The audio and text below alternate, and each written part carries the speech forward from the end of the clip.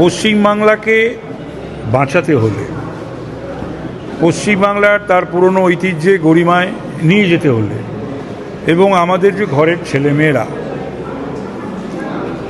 এই যে ইন্টেলেক্ট যেটা, সেটা তো শুধু ফ্লাইট অফ ক্যাপিটাল হয়নি, ফ্লাইট অফ ইন্টেলেক্ট মেরিট এটাও তো হয়েছে।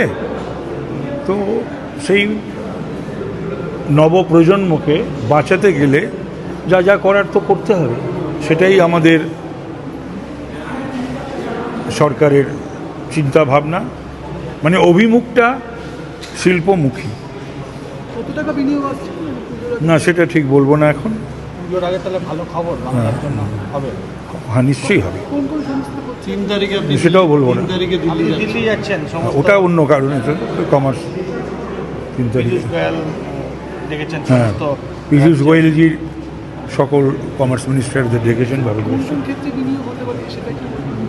সেটাও বলবো না, এই তো কটা দিন পর। তবে তো সেটা যে আপনি আপনার বক্তব্যে বললেন যে বিগত দিনে ইন্ডাস্ট্রি একেবারে বৃদ্ধাশ্রমে চলে যাওয়ার মতো অবস্থায় মুখ ফিরিয়েছে, শিল্পপতিরা আসতে ভয় পেত, সেই জায়গায় দাঁড়িয়ে কি মনে হচ্ছে? না, খুবই উৎসাহব্যঞ্জক। বিনিয়োগ করতে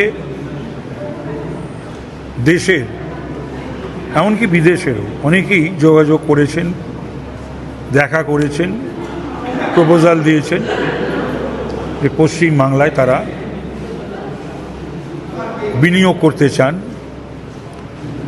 যাদের আছে তারা এক্সপানশনে যেতে চান এবং নতুন বিনিয়োগও করতে চান।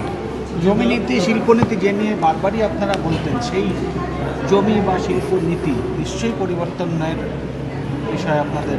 জমি নীতি, শিল্পনীতি এগুলো ছাড়া তো শিল্প সম্ভব নয়। তার সঙ্গে ইজ অফ ডুইং বিজনেস আছে, ল্যান্ড ব্যাংক আছে, ইনসেন্টিভস রয়েছে, এগুলোকেও ঠিকঠাক করতে হবে। তা না হলে পরে বিনিয়োগকারীরা আকৃষ্ট হবেন কেন? বিগত দিনে অনেক শিল্পপতিরা তারা জমি নিয়ে রেখেছিলেন, কিন্তু শিল্প সেগুলো নিয়েও ভাবছি আমরা। আরো ভালো ভালো খবর দেখতে সাবস্ক্রাইব করুন বাংলা হান্টের ইউটিউব চ্যানেল। বাংলা হান্টের আরো খবর দেখতে নজর রাখুন। বাংলা খবর মানেই বাংলা হান্ট।